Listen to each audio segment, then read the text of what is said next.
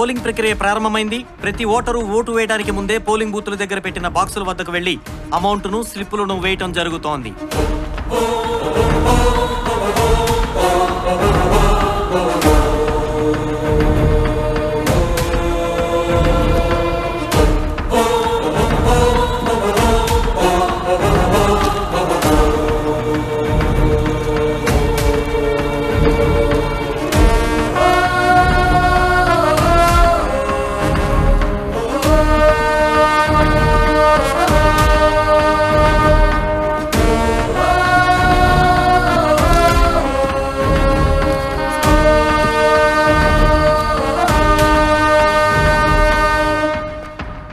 Polling ప్రక్రియ ముగిసింది. రాష్ట్రంలో ఎన్నడూ లేనంతగా 97% అత్యధికంగా పోలింగ్ నమోదైంది. ఓట్ల కౌంటింగ్ కు ముందే ప్రజలు వేసిన నోట్లను లెక్కించాలని, ఆ స్లిప్లలో ఏముందో చూడాలని ఎలక్షన్ కమిషన్ నిర్ణయించుకుంది.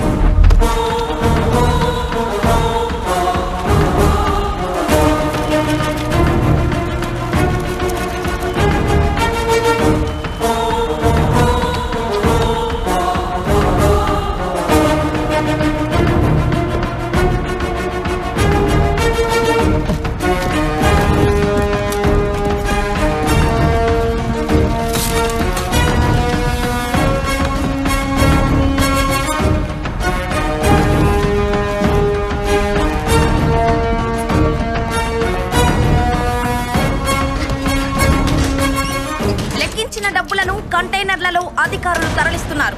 ఇప్పటి వరకు అన్ని నియోజకవర్గాల్లోనూ కలిపి ఎంత అమౌంట్ వచ్చిందనేది ఇంకా అధికారులు ప్రకటించలేదు. ఆ ప్రకటన కోసం రాష్ట్రమే కాదు, దేశమంతా ఎదురు చూస్తోంది.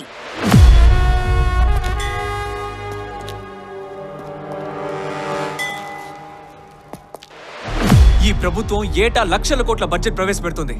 కానీ రోడ్డు వేయడానికి డబ్బులుండవు, రోడ్డు ఎక్కిన యువత ఉపాధికి డబ్బులుండవు, ఉచిత విద్యకుండవు, కనీస వైద్యానికి ఉండవు, ప్రాజెక్టులకు ఉండవు, పంటలు కొనడానికి ఉండవు, వీధి దీపాలకు ఉండవు, వీధుల్లో పేరుకుపోయిన చెత్తను తీయడానికి ఉండవు. చివరికి 1వ తేదీన ఇవ్వాల్సిన ఉద్యోగుల జీతాలకి అస్సలుండవు. రాష్ట్రం నడవాలంటే నెల గడవక ముందే డబ్బుల కోసం కేంద్రాన్ని అడుక్కోవడం, కుదరకపోతే ప్రపంచ బ్యాంకుల్ని అప్పడుకోవడం, అది కుదరకపోతే రాష్ట్ర ఆస్తుల్ని అమ్ముకోవడం. ప్రజలు రాజధానిని కట్టండి అంటుంటే 3 రాజధానులంటూ ఏళ్ల తరబడి మమ్మల్ని మభ్య పెడుతూ వస్తారా? చూసారుగా, లెక్క పెట్టిన డబ్బు 1,00,000 కోట్లు. ఏళ్ల తరబడి రాని ఇంత డబ్బు ఒక్క నెలలో ఎలా వచ్చింది? కేంద్రం ప్యాకేజీ ఇవ్వలేదు, ఏ ప్రపంచ బ్యాంకు అప్పు ఇవ్వలేదు, చివరికి రాష్ట్రంలో ఏ ప్రజల ఆస్తులు అమ్మలేదు. మరెక్కడిది?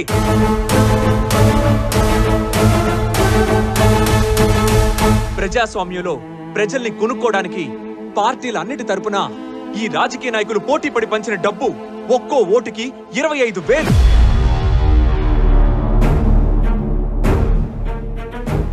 మన రాష్ట్రంలో మొత్తం ఓటర్ల సంఖ్య 4,07,00,000 మంది. ఓటున్న ప్రతి ఆడపడుచు, ప్రతి విద్యార్థి, ప్రతి ఉపాధ్యాయుడు, ప్రతి ఉద్యోగి, ప్రతి నిరుద్యోగి, ప్రతి రైతు, ప్రతి వ్యాపారి, ప్రతి కార్మికుడు, ప్రతి కూలి వాళ్ళిచ్చే బీరు బిర్యానీ మర్చిపోయి కులం మతం వదిలేసి మన రాష్ట్రమే మన కులం, మన రాజధానే మన మతం,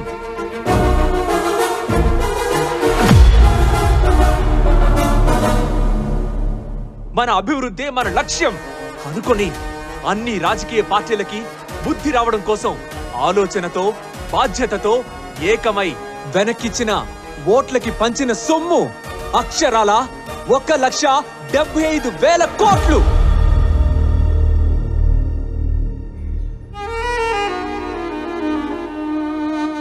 పూట గడవని పేదవాడు కూడా పంచిన డబ్బుని తిరిగి ఎలా ఇచ్చాడనుకుంటున్నారా? తన పేదరికం రాష్ట్రానికి రాకూడదని, ఇల్లు లేని తనలా రాష్ట్రం రాజధాని లేకుండా ఉండకూడదని నిజాయితీగా తన ఓటుకిచ్చిన నోట్లని తిరిగిచ్చేశాడు. ఇక ఈ రాష్ట్ర రాజధానిని ఏ రాజకీయ పార్టీ నిర్మించాల్సిన అవసరం లేదు. ప్రజా రాజధాని అని ఆ రోజు ఈ పార్టీలే పేరు పెట్టాయి. ఇప్పుడు ఆ ప్రజా రాజధానిని ప్రజలమే నిర్మించుకుంటాం, ఈ మా ప్రజా ధనంతో. ప్రజలందరిలో ఇంత ఐక్యత ఎలా వచ్చిందని మీ పార్టీలన్నీ ఆలోచిస్తున్నాయా? ఏ ప్రచార సాధనాలు అందుబాటులో లేనప్పుడే కోట్ల మంది భారతీయులు ఏకమై బ్రిటిష్ సామ్రాజ్యాన్ని తరిమి కొట్టగలిగినప్పుడు ఇన్ని ప్రచార మాధ్యమాలు చేతిలో ఉండగా ప్రజలంతా ఏకమై మీ పార్టీల అవినీతిని నిరూపించడం క్షణాల్లో పని.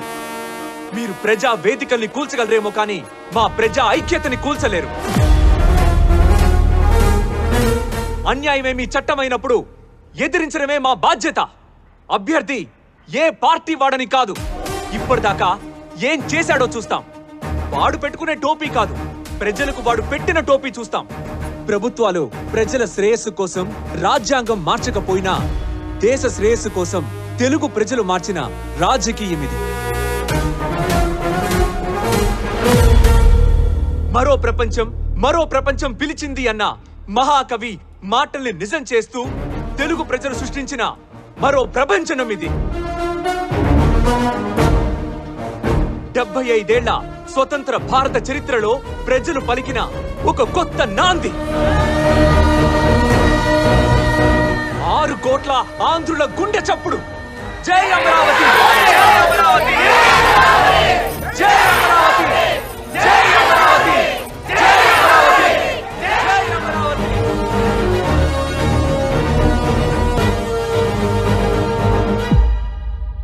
10 బడుల విద్యార్థులకి నేను 2 బడుల్లో కుదించాను.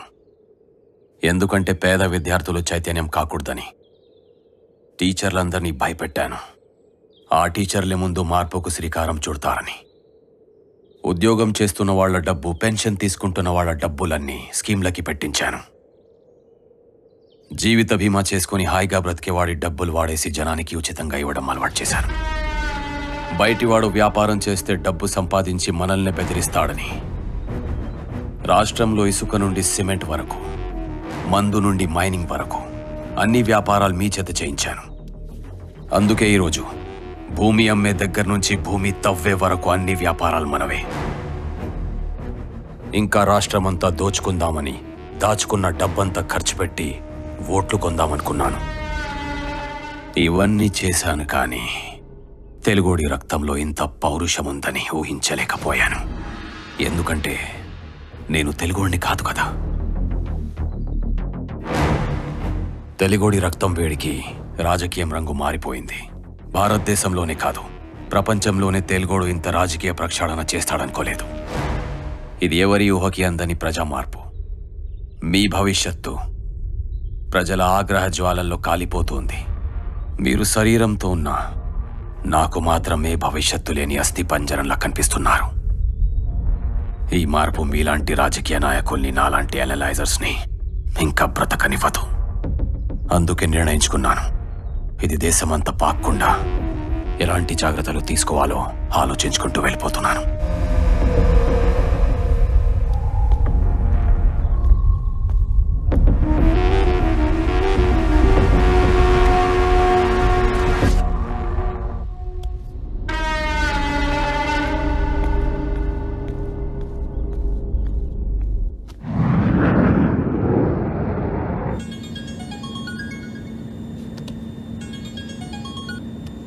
రేయ్, నీ ఐడియాలజీతో అన్ని రాష్ట్రాల్ని చిన్న భిన్నం చేస్తున్నావు కదరా. తెలుగు ప్రజలంటే నీకసలు గౌరవమే లేదురా. అసలే విడిపోయి బాధల్లో ఉన్న రాష్ట్రం, నిధులు లేక, రాజధాని లేక అనాథుల్లా ఉన్న ప్రజలు, వాళ్లతో కూడా కుటిల రాజకీయాలా? కులం పేరుతో, మతం పేరుతో, స్కీముల పేరుతో ప్రజల్ని విభజించడం కోసం నీ ఫీజు కొన్ని 100 కోట్లు. నీలాంటి వాడు నా రాష్ట్రంలోనే కాదు, నా దేశంలోనే ఉండకూడదు. అందుకే అభివృద్ధి కోసం మాత్రమే ఉపయోగించాలనుకున్న నా టెక్నాలజీని మొట్టమొదటిసారిగా నిన్ను చంపడానికి ప్రయోగిస్తున్నాను. పిచ్చిన కొడుకులా మాట్లాడుతున్నావు. నేనిప్పుడు ఆకాశంలో ఉన్నా, నువ్వు భూమి మీద ఉన్నావు. ఒక్కసారి పక్కకు చూడు.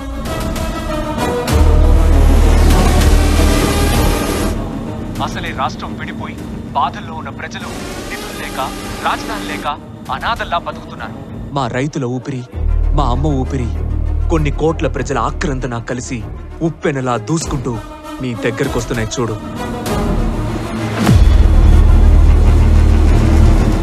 నీ అవినీతి రాజకీయ దోపిడీల నుండి దుర్మార్గపు సలహాల నుండి దేశాన్ని రక్షించబోతున్నాను. Happy journey.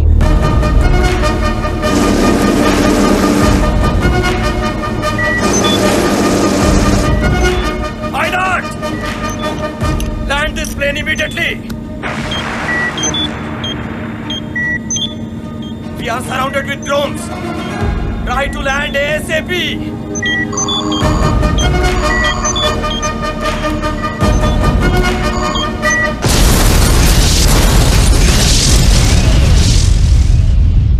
ఆంధ్రప్రదేశ్ ప్రజలను సర్వోన్నత న్యాయస్థానం అభినందిస్తూ తమ ప్రజా రాజధానిని ప్రజలే నిర్మించుకోవచ్చని తీర్పు చెప్పడమైనది. ఇప్పుడెంత బాధపడినా లాభం లేదు. మన మొహం చూడడానికి కూడా ప్రజలెవరూ ఇష్టపడట్లేదు. ప్రజలు ఐక్యతతో మీ రాజకీయ జీవితానికి సమాధి కట్టేశారు. మీ అహంతో మీరే కాదు, మిమ్మల్ని నమ్ముకున్న అందరినీ పతనం చేశారు. ఎవడో పనికి మాలిన తెలుగు రానోడి బ్రెయిన్ నమ్ముకుని ఇలా బుర్రలేనోళ్ళ మిగిలిపోయారు. మిమ్మల్ని మీరే నమ్ముకునుంటే ఈ పరిస్థితికి వచ్చేవాళ్ళు కాదు కదా సార్.